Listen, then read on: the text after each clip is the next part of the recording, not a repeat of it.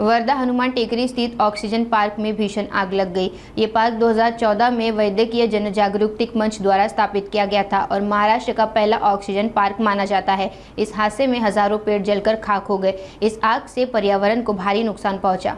हनुमान टेकड़ी पर स्थित इस oxygen park में लगभग 25,000 पेड़ थे, लेकिन दोपहर में अचानक आग लगने से करीब 5,000 से 10,000 पेड़ जलकर खाक हो गए। इसी के साथ ही पेड़ पौधे की देखभाल के लिए लगाए गए ड्रिप पॉइंट और पानी की मोटर भी इस आग में जल गई। आग लगने का कारण अभी तक पता नहीं चला है, लेकिन प्रशासन ने जांच के आदेश दिए हैं। स्थानीय लोगों के अनुसार ये आग प्राकृतिक नहीं बल्कि किसी लापरवाही या साजिश का नतीजा हो सकती है। फिलहाल दमकल विभाग ने आग पर काबू पा लिया है, लेकिन इससे हुए नुकसान की भरपाई कैसे होगी, ये बड़ा सवाल बना हुआ है।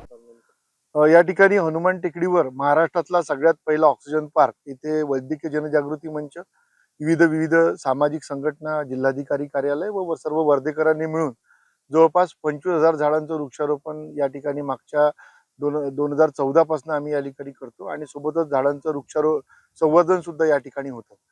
बरेचदा इथे वारंवार आग लागते, आम्ही ती आग आटोक्यात आणण्याचा प्रयत्न करतो। आताच आम्हाला युनिव्हर्सिटीमधून फोन आला की या ठिकाणी मोठ्या प्रमाणात आग लागलेली आहे। मी येऊन बघितलं तर या ठिकाणी आग आटोक्यात आणलेली होती।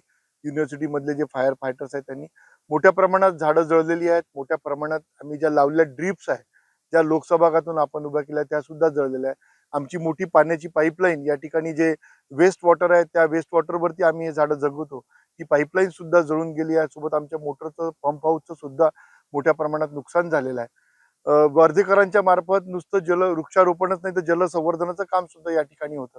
आम्ही लोकांना वारंवार कळकळीने सांगतो की कृपा करून असे कामं करू नका। या ठिकाणी बरेचसे लोक कुणी सिगरेट पित असतात, कोणी गांजासारखे पदार्थ या ठिकाणी आढळतात।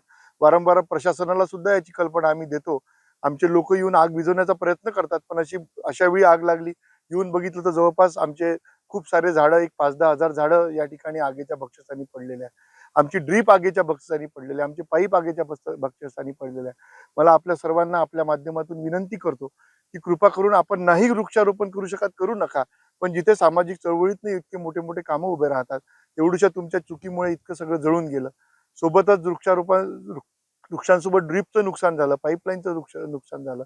कृपा करून असे कृत्य कृपा करून टाळा। आपल्या माध्यमातून जर आपल्याला कुठे असे लोक आढळत असतील तर त्यांची माहिती आम्हाला द्या, प्रशासनाला द्या, थांबवण्याचा प्रयत्न करा।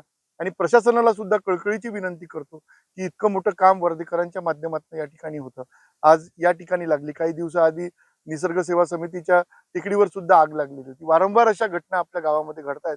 कृपा करून आपणच आपली काळजी घेणं आवश्यक आहे आणि प्रशासनाने सुद्धा अशा गोष्टींवर अंकुश लावणं आवश्यक आहे।